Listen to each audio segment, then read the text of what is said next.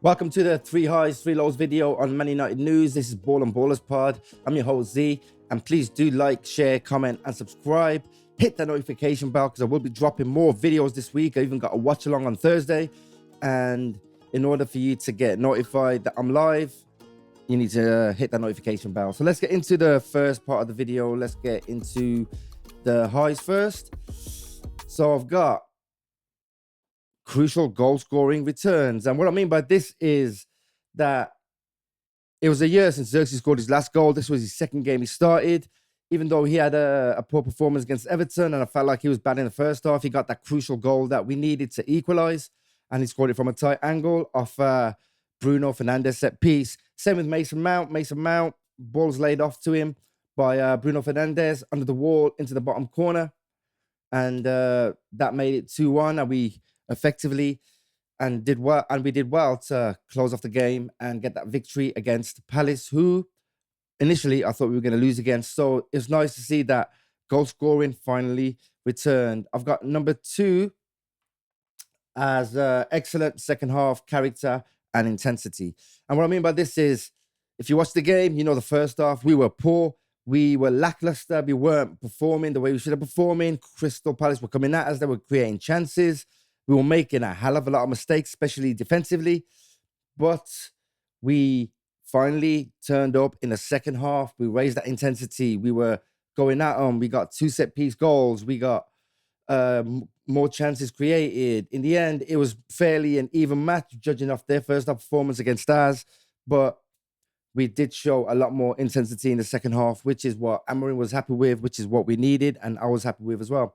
So for number 3, I've got set-piece effectiveness. So we're joint top now with set-piece goals this season with Arsenal, who are set-piece FC. So that makes us set-piece FC. And I'll take that.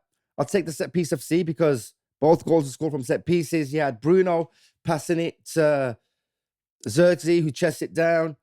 The ball, I thought the ball was going to run away from him. It got to a tight angle and he clipped it in with his left and scored. And then he had Mason Mount with that free kick. Another assist off Bruno with that free kick after laying it off to Mount and him scoring. And that was 2 set-piece goals that we did score on the day. And it was nice. But what is worrying is some of the negatives, and I will get into that now. So I've got a negative as poor first half performance, which I have mentioned in this game. We were absolutely poor.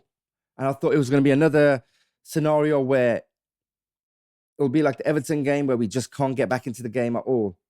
We just couldn't. And it was just absolutely poor to see because I didn't even know where the goal was coming from. I didn't even know who was going to create the next chance. And we were all over the place and they kept hitting us and hitting us and hitting us.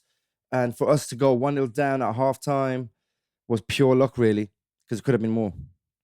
Number 2, I've got defensive vulnerability, especially Leny Yoro.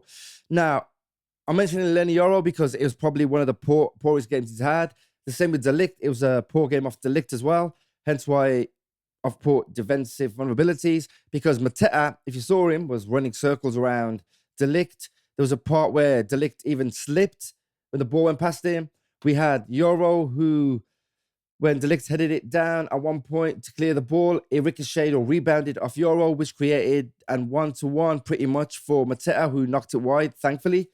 And we got away with that one. He cost us the penalty as well by bringing down Mateta in the box. So there was a lot of vulnerabilities and we could have done a lot better. We did plug the gap more in the second half. Mazraoui came on. We were a bit more solid, I felt. I'm hoping Mazraoui does start the next game, but when Mazraoui did come on, we were a bit more solid. And even Licha Martinez got 10 minutes at the end.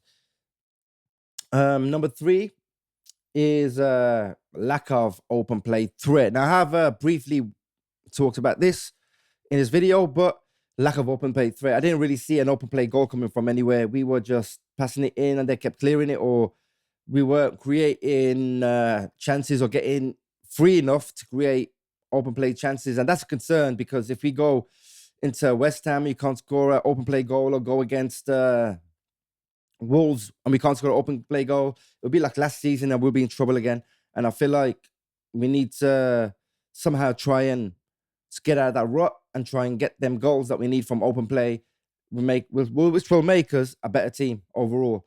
I don't want a case against West Ham where we got a ball and we're looking for set pieces, but we can't get set pieces close enough to the goal to score from, and we end up losing.